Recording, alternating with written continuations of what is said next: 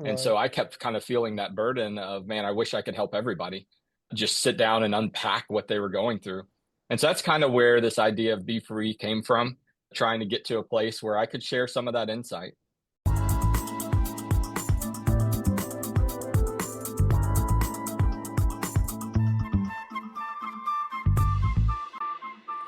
Hey everyone, welcome back to another episode of the Book More Show. It's Stuart Bell here again, and today joined by Nic Williams. Nick, how's it going, buddy? Doing great. A little chilly here in Florida, but doing good. I don't know. I was just talking to Lillian in the office earlier today, and she was saying that she was having to put socks on with her slippers as she ran her granddaughter to school this morning, and it was mid 40s in Windhaven there, and up in Pennsylvania here, I think we're like 40 and feels like -2 with the wind. So Oh, yeah, it takes a bit of acclimatizer. I'm still not used to it. Florida, though, you expect to be just perfect, paradise all the time.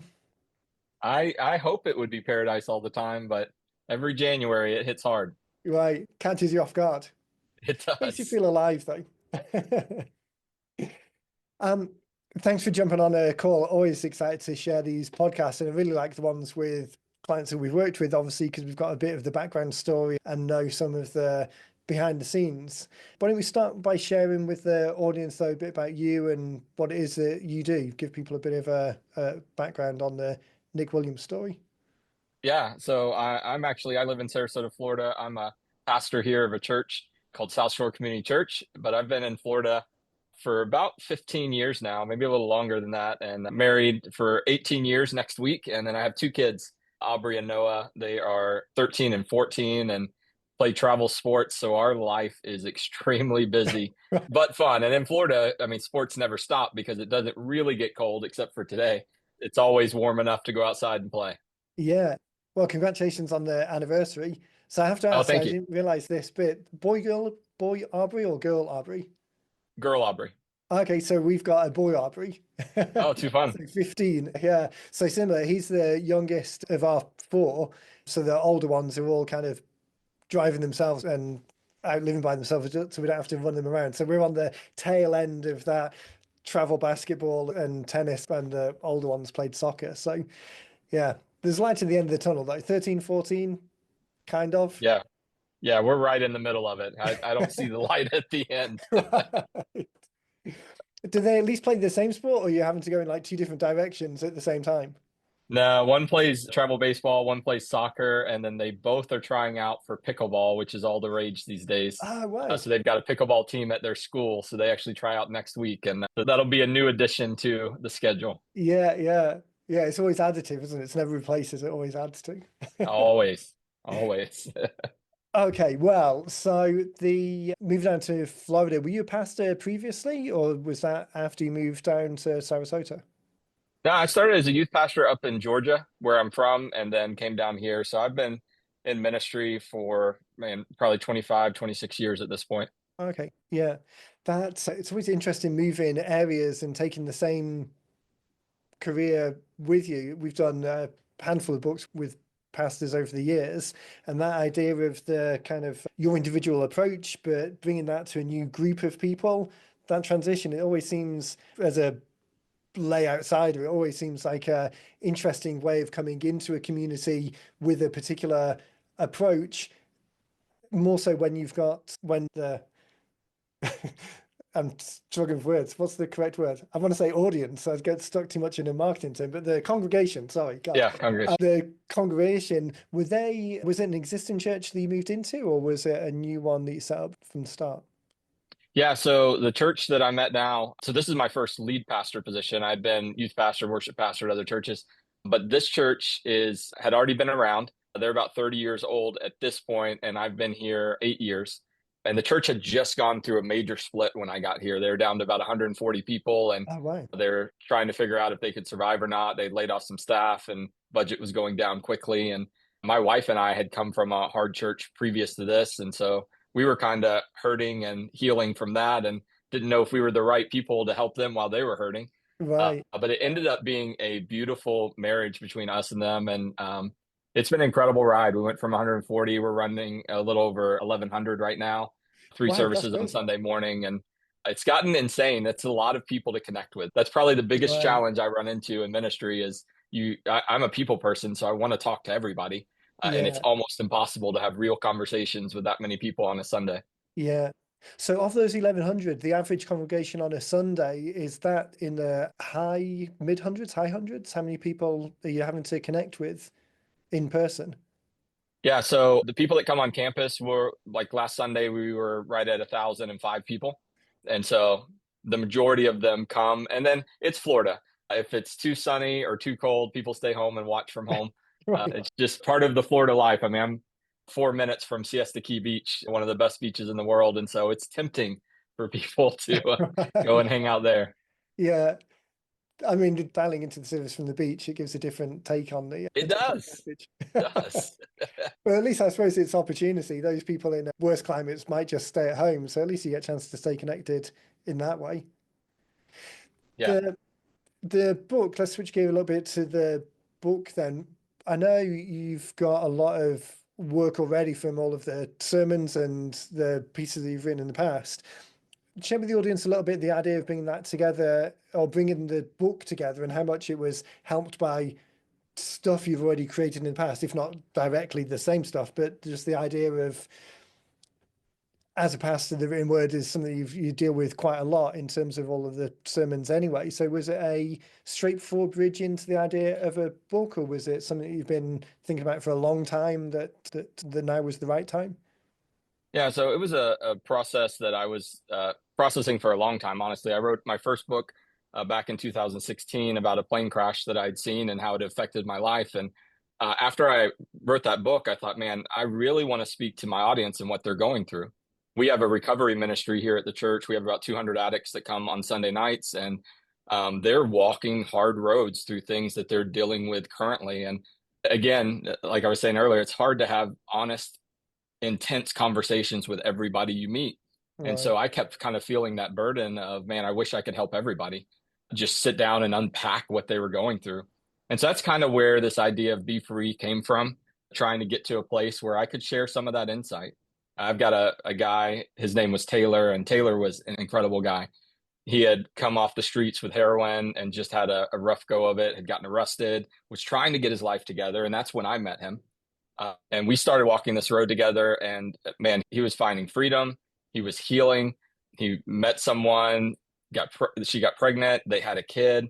And about 3 weeks later, I saw a message on Facebook, somebody just posting RIP Taylor. And I'm like, what do you mean RIP Taylor? I just talked to him yesterday. And so I got in my car, drove to his house, and nobody was there. I called every number that I had, and finally got his girlfriend on the phone, and she let me know that he'd overdosed. And it just broke me. I mean, it was one of those moments that I didn't know how to process that when Right. you're trying to help somebody and their addiction takes them down. And so that kind of fueled me a little bit more to say, all right, I need to be a part of the solution. So we enhanced some of the things we do here around the church with recovery. And I've dove deeper into some people's stories that I'm just personally connected to. But that kind of really gave me more catalyst to sit down and start writing this book. Yeah. That idea of, and again, this is talking about someone who's been in a very fortunate position of not having to deal with it directly, and the mental health issues of the people who I know and I'm close to are not as deep and don't haven't impacted everyone in the same way as they do for people where it really hits hard.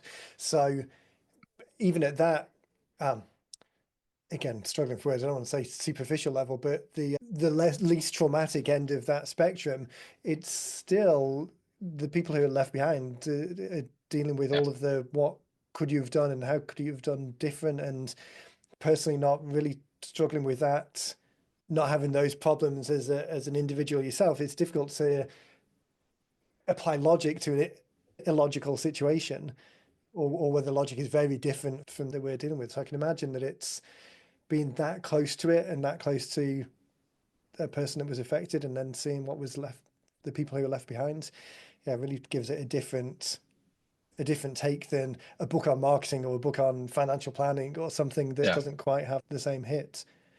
When you're Yeah. And I thinking, wish I could say that story was unique, but right, unfortunately, in the recovery world, it's a common story, especially when we hit 2020 in the pandemic and all the meetings across the world shut down.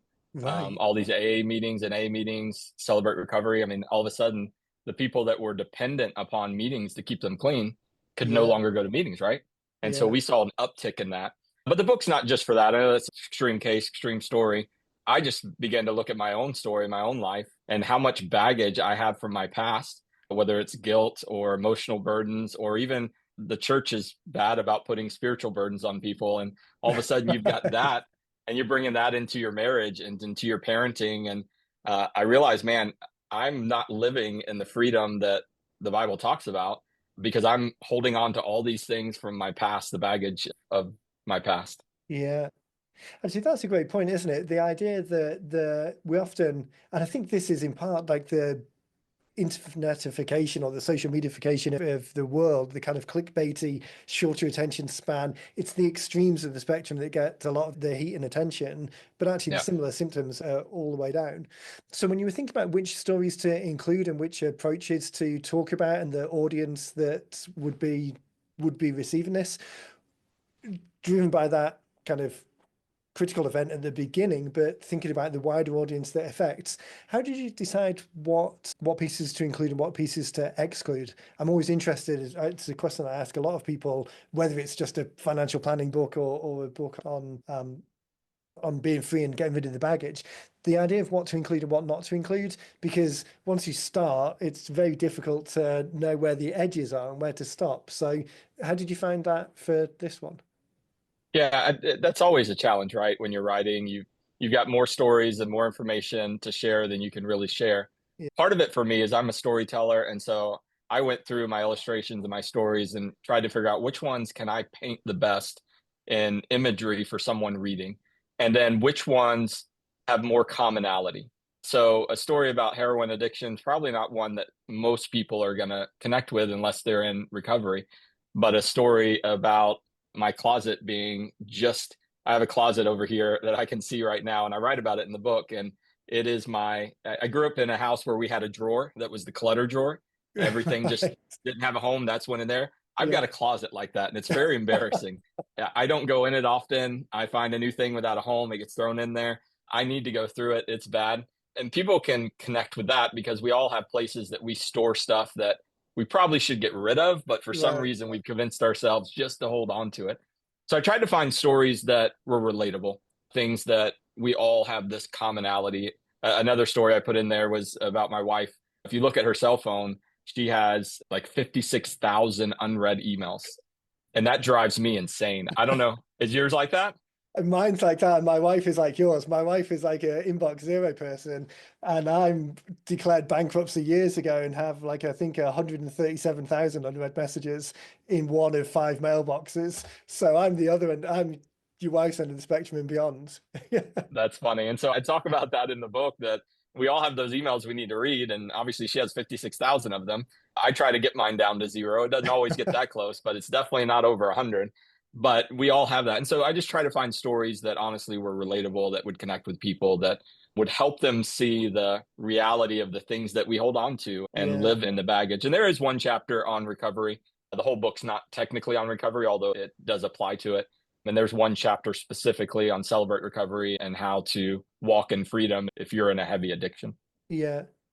The idea of freedom, though, it does span the spectrum of freedom from distractions of cell phones and freedom to enjoy a meal with family, and right at the other end of the spectrum, the recovery and addiction piece. What's the aim of the book if you had to have like one ideal target outcome from someone who was reading it? What would be what was the hope in writing it that someone would get from it? Was it a specific set of actions or just a kind of a thought technology to a different way of approaching something? Yeah, so each chapter kind of builds on each other. There's reflection questions at the end. And I think my first step really is to help people acknowledge their baggage. If you Right, don't name something, it's hard to overcome it. If you don't right. know what it is that's holding you back, then how do you get rid of it? And so one of the first or two chapters is about acknowledging it. And then the rest of the book really just gives you step by step principles on how do you actually get rid of the things that are holding you back? How do you take those and not let them be these things keeping you from living in the freedom that we all want to live in.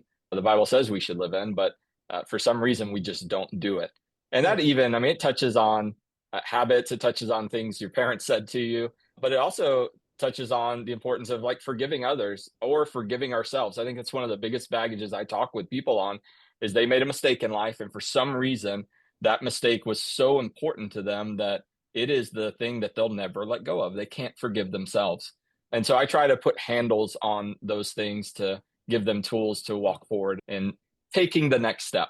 And I think Right. that's the big key for me is we all want to get to the end where everything's perfect, but there are a lot of steps in between there, and sometimes we get paralyzed by how many steps it's going to take to find that freedom to get over our past. And so the importance of just taking that next step and celebrating that step you took. Right. Actually, that's a great point, isn't it? Because there's so much again, I mean, social media doesn't help this in many ways. The idea that there is a perfect position to get to in the end, and the the journey between where we are and that perfect outcome can seem very long, but celebrating each step in between. Do you get feedback from people, not necessarily from the book directly, but from the people who you talk to in this way about a realization that they can celebrate those small steps? Look, for me, just to share a personal story, the idea of, I can remember years and years ago, the grayness of my beard kind of gives away their age, but years and years ago, ran up out of college, like credit card debt, and kind of was living kind of paycheck to paycheck, and most of the paycheck was going to pay those kind of bills. And talking to someone then about the idea of having even like $1,000 of savings, or £1,000 as it was back in the UK. And in that conversation, I guffawed, like burst out laughing a little bit, just the ridiculousness of that small baby step, or small step to turn something around. So that as a light bulb changing to think, okay, this isn't talking about a retirement plan of having $500,000 pension. This is just that first small step. And that was a real eye opener. So do you get similar feedback from people as it's a light switch, seeing that there is a way to celebrate a small step? Yeah, I think in the book, I think there's four different chapters. I talk about this one idea of celebrating, and I kind of poke fun at it that you probably read this in the last chapter. I'm repeating it because for some reason we don't celebrate things. We celebrate birthdays, we celebrate holidays, we celebrate big things, but we don't celebrate the small steps we take towards things.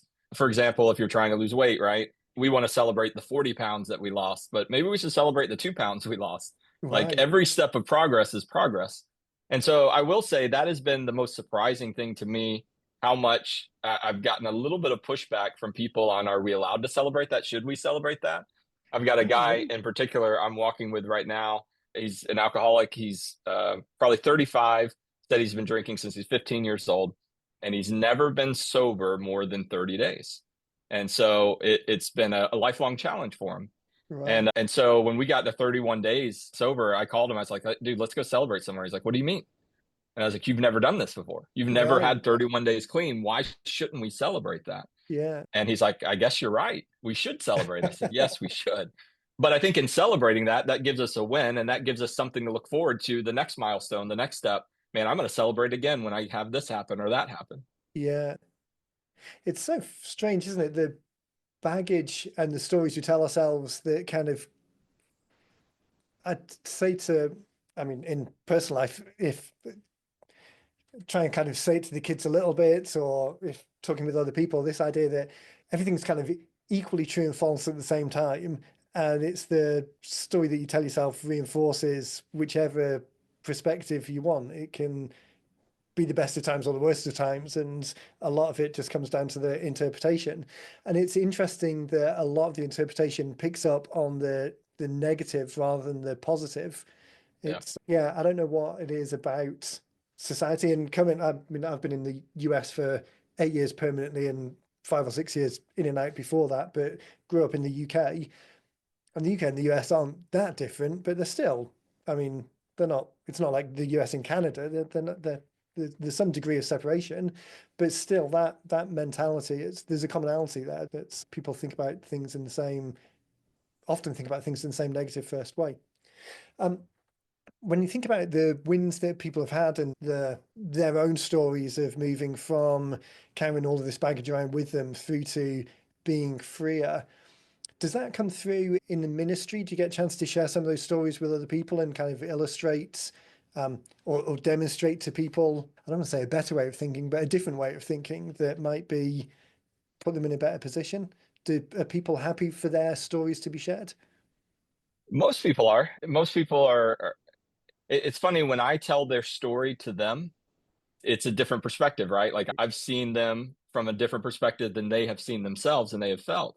And so when I sit down with somebody and say, "Hey, I want to share your story," they're like, "Why would you want to share that?" And then I share what I experienced watching them find freedom, overcoming their baggage, living a different life than they were living before.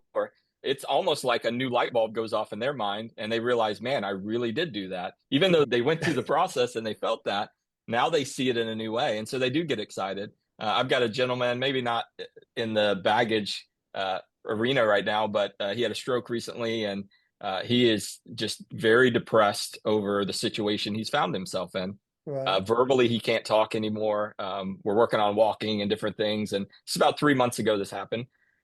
And Sunday, he came to church, and there were 15 people from the nursing staff and families that came to church because he came.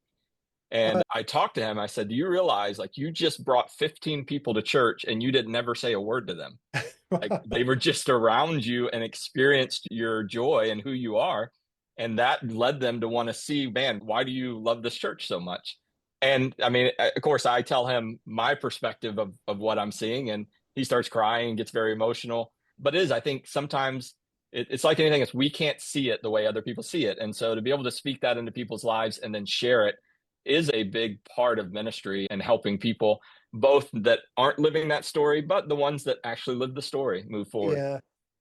I think for the individual, like you say, because it's all incremental change, you live in it day to day, you really don't Yeah. see the start and end position. It can be quite surprising to kind of look back and see how far you've come. I think Oh, for sure. it's why I enjoy doing I mean, it's why I enjoyed the business as a whole, but why I enjoy doing the podcast particularly is because you um, get to give people an opportunity to share the passion for their own business, whether it's something broadly life changing or something in a smaller niche. I mean, don't want to throw financial advisors under the bus, but you kind of think about that as being more of um, a again, I don't want to say transactional, but more of a numbers based business. But oftentimes when we're talking to them on the podcast, the numbers are kind of secondary. The numbers just Yeah. take care of themselves. If they've been in business for any amount of time, then they know how to take care of the numbers. But it's the change that they make to people's lives and not treating everyone like a cookie cutter. Like not everyone who comes in wants to retire. Not everyone's going to be retiring as a couple. Not everyone's going to have kids they want to leave a legacy for. But their ability to kind of see through to the people and what you do obviously is very people focused all of the time, but still that difference between not just superficially broadcasting a message from a pulpit, but actually dealing with the individuals and what's important to them and helping them make the most of their situation, regardless of what that situation is. Yeah, it brings back the humanity to it all. Yeah. Over the years, so 8 years at this church, obviously that's quite a dramatic 8 years as well because COVID was in the middle of it, and how Yeah. people kind of interacted with other people and with themselves is quite dramatic. This idea of bringing the stories together in a book to help people, we're now beginning of 25, so pandemic stuff is starting to, now we're in that situation now, that weird situation. Now we have to think back to how it was in those times. But like you were saying, with the meetings and the addiction and the ability of people to interact with other people, we're maybe not thinking about it in the same way that we were pre-pandemic. So anyway, long way of saying the timing around bringing the book together now, do you see this as an opportunity to jumpstart those conversations and remind people that there is a switch that they can make into thinking about things in a different way? Does the timing of the book, the fact that it's coming together now, is there a significance to that? Yes. So as I said, this book started as an idea 8 years ago. And so I was sitting on this book, and then ministry got so busy. My kids got so busy that, Right. things just get put to the side. And I'd say it was about a year and a half ago that I sat down and thought, man, I still need to write this. And the needs seem like they're getting bigger in my world. We're obviously not in the pandemic anymore, but we're in the next pandemic, if you will, like the next, there's always something that everybody's getting up in arms about, right?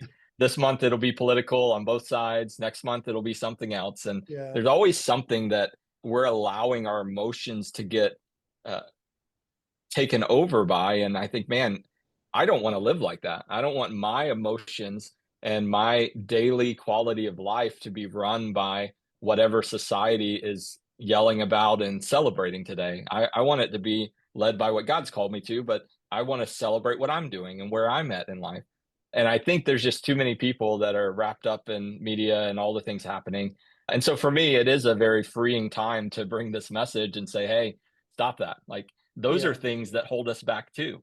Those are things that fracture relationships. Those are things that are hurting people constantly. Let go of those things too. Like, live in freedom, like, have some fun. We live in Florida, and Florida is a very free state, as they say, and Sarasota is paradise. It is a beautiful place to live. And so I can't imagine living here, but being upset about things all the time. And so for me, that's part of the timing of the message, right? right. There is an element of we're not worried about getting eaten by mountain lions or needing to light a fire in order to make sure that we don't die by this cold weather. So therefore, the lizard part of our brain that's looking for something to be outraged by is filled by things that necessarily don't affect you on the doorstep. Like the Yeah. manufactured third party outrage that there Oh, seems yeah. to be a lot more of now. It's yeah, unnecessary, I think is a great way of describing it. And it's interesting it's interesting why people think or what it is in their brain that kind of anchors on that. Because on the surface, if you kind of slow down for a minute and wrote down that I'm in Sarasota, I can go to the beach later today. I need to get groceries. I need to go to church on Sunday.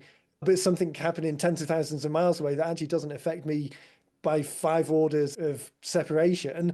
Okay, which am I going to pay more attention to? And the amount of Yeah. people that seem to spend a lot of time getting bent out of shape about things that aren't necessarily directly affecting them, and almost at the expense of some things that do directly affect them. Like I say, Yeah. the impact on relationships or the neglecting the 5 miles of influence that they could have.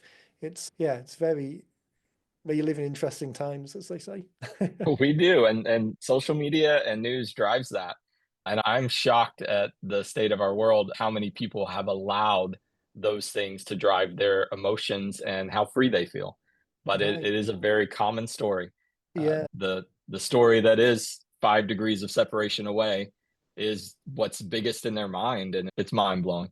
Yeah, it's very interesting. I always remember years and years ago, someone saying, or a book, I mean, relatively standard advice, so I can't remember where exactly I read it, but it was if you're struggling internally, then do something external and and I mean very glibly things like might get better. So something like volunteering or going Yeah. and doing some community work, like just taking it away from the first degree of your own mind to something outside. When we grew up, we were myself and brother and sisters were all air cadets. That was like the thing that we did, and I was Navy Reserve in the UK for a few years. But that idea of service, of not making it about you, of making it about the mission, I guess to a certain degree, that's the non-religious element of the church. I mean, there's a mission there that crosses over with the religion, but still it's thinking outside of yourself. Do you ever see, what's the best way of describing it? I mean, so personally, I'm not that religious. We didn't grow up as that as a framework, and in the UK, it's very different from the US, just in how pervasive isn't the right word either. This is the first podcast after Christmas, I think, so clearly I'm struggling with words. So I need to get back in the flow of it. But the breadth of it is nowhere the same. But the idea of doing something for someone other than yourself, whether that's under religious context or another service context, there's still lots of opportunities for that. So, do you see the same thing? People will come to the church and be brought to the church and then have that realization that the world is bigger than just them, and whether that's from the religious sense or whether it's from a service sense, that relieves some of the pressure and helps this idea of being free because it takes them outside of themselves. Yeah, I think so. I think deep down everybody wants to be a part of something bigger than themselves. They want to be a part of a movement, if you will, or something that's making a difference and a change.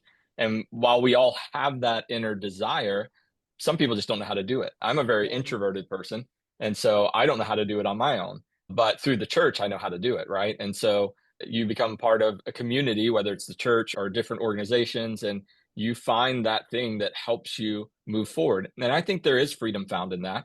There's freedom found in that because you're helping other people. You're seeing other people find freedom. You're spending your time, energy, resources, mind on something different than the things that were taking it up before. And all of a sudden, things are just different. My wife and I, for example, we come from very different backgrounds. My parents are still married, middle class family. Growing up, my dad was in the army for 27 years, and my wife's family was very poor, and they split when she was 3 years old. By the time she was 12, she wasn't living with them anymore. Some cousins had taken her in, and so she just had a really hard upbringing. And through the church, we have a ministry called Care Portal that was put out by the governor, and it allows us to step into families that are poor and hurting and have actual needs. They need a bed, they need a mattress, they need tangible physical things. And the state actually calls us and says, "Hey, I know this family. They don't go to church. They're not a part of a religious community. We're not wanting you guys to go proselytize to them, but Right. they need help. And will Yeah. you be willing to help?" And we stepped in and said, "We'll help anybody that needs help." And so we started physically meeting those needs. And my wife took over that ministry, that project, if you will. And it was freeing for her because it was all Right. of a sudden walking into rooms with little kids that are 5 and 6, where she remembers not having anything, looking and seeing they don't have anything, but now being able to be that person that can give them something. And Yeah. so through that serving, as you were talking about, through that opportunity, she begins to find freedom just by reliving some of her past, but changing somebody else's future. Yeah. And that connection that she's got to that project is completely different from someone coming into it who doesn't have that experience, who might have all of the caring and want the same outcome, but the perspective that she brings to it, I mean, for the people on the other side of that equation, that must be pretty special, whether she makes comment to it and explicit reference to it, or whether it's just this subtle ways that she's dealing with it. I mean, really pretty special and a great full circle opportunity to Oh, kind for of sure. close the loop and rewrite some things. Yeah, it's Um, always interesting because when we walk into some of those situations, her perspective and mine are different. And like you said, we right, both want the same outcome, right, but she's noticing things in the room. She's noticing the way the kids act and picking up on things that I'm not picking up on yeah, because she's lived it. And so yeah, we'll get back in the car and we'll kind of debrief on how amazing it was to help somebody and how we'll pray for them and hope that we can help them in the future. And then she'll say, "Did you notice this though?" And I'll be like, "What do you mean?" And she begins to unpack a whole situation that I was a little oblivious to because I've right. just not You lived just that didn't know. that story. Yeah, that's the great thing about opportunities that kind of cross borders and bring in all different perspectives. So the religious perspective again brings all sorts of different people to it. The military service brings all sorts of different people to it. The local communities bring different people, or maybe a smaller footprint, but different people. But that opportunity, and I think maybe like you were saying before, with the outrage cycles in the news, everyone gets so kind of myopic on that one kind of outrage focus. But the ability of the other things to have broader perspectives and the people acting within those being open to other perspectives and almost seeking out other perspectives to get a Yep. more rounded view, that is, there's an element of that which creates a bigger outcome than if it was just one person doing it with one perspective. It's, yeah, a real benefit to spreading the message wider and involving more people in it. Um, I always get to this point in the podcast and look up at the clock on the computer and realize that time's flying by. What's the what's the next step for the book and the book as a project and the opportunity to for it to start conversations with other people? Do you have ideas in the moment on how you're ideally going to use it and what the next step is for getting it out there and allowing it to start conversations? Yeah, I mean, several different avenues. Obviously, one being like with you, Stuart, doing a podcast and just getting that message out there. I've got scheduled several recovery meetings around the area to speak at and just kind of dive into that. I'm in the process of developing a master class that'll go along with the book that'll release later this month as well, month of January, towards the end of January. And just another opportunity because I think in doing this, they can read the book or they can have a conversation with me, and each is going to show you different things. We're all different learners on different levels, and so some people reading is what they need. Other people, they need to have that video driven or that conversation. And so trying to, I just feel like I've put so much energy into this. I want to try to find every avenue to help people that I can. And Yeah. so that's the newest one that I'm working through, trying to see if it will help. Yeah. And like you said, people consume in different ways. So providing all of the opportunities for all of the different ways that it could be consumed, both in terms of the delivery mechanism, so audio or video or written, but also like the chunking down and the bite-sized nature of it. Not everyone's got Yeah. time to go from start to finish, but to provide the pieces for them so that it matches up with whenever they're ready in whatever way that they're ready. It's just that opportunity to crack the door open and then leads down a path towards all of the other pieces. Yeah, I found it interesting. I don't know how you are with this, but so I've changed like my diet this month, doing something new in January, and I decided I need to do some research on it. And I got on YouTube first, and all the videos are like 10 to 15 minutes. Right. And my attention span has just gotten shorter in life. And so I got off YouTube and got on TikTok and thought, man, I like this. Like I'm getting Right. 1 minute clips of ideas and thoughts. And if I like any of them, then I can kind of deep dive into that and find Yeah. more on that. And so I find the same with stuff like this. Some people, again, books are a big deal. I mean, I showed you in my library, I have tons of books. And so I love reading. But for some people, the short attention span is a niche that we've got to make sure that if we've got a message we want to get to people, we have to get it out there in multiple avenues. And one of those ways is niching it down to some short clips to just draw people in. Yeah. And the same with the book. I mean, the idea of the call to action and the next step and beyond the book, giving people what paths to go. The same with those video things. If someone's only got 2 minutes to look at something, but the thing that they look at starts them on a journey that maybe immediately or maybe the following week or month or year reminds them that, okay, there is more to this that I can drill in when I've got time.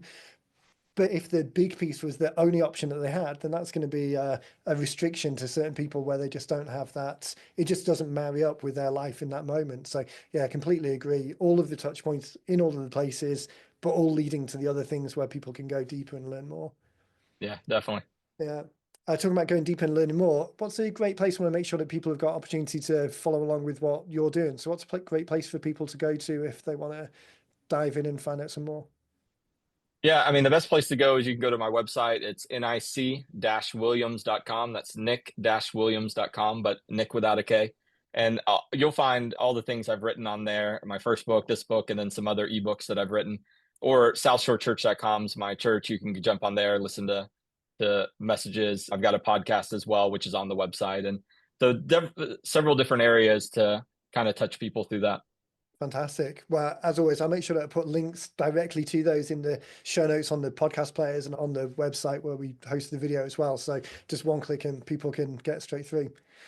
Um, Nic, absolute pleasure. Time goes too fast as always. So it'd be great to circle back later in the year actually and see get some of the feedback from the book and the course as well. And just thinking about that holistic approach to all of it, how the book's playing a role, but also how the message is getting out there. So yeah, if you've got time later in the year, it'd be great to circle back and do a check-in and give everyone an update.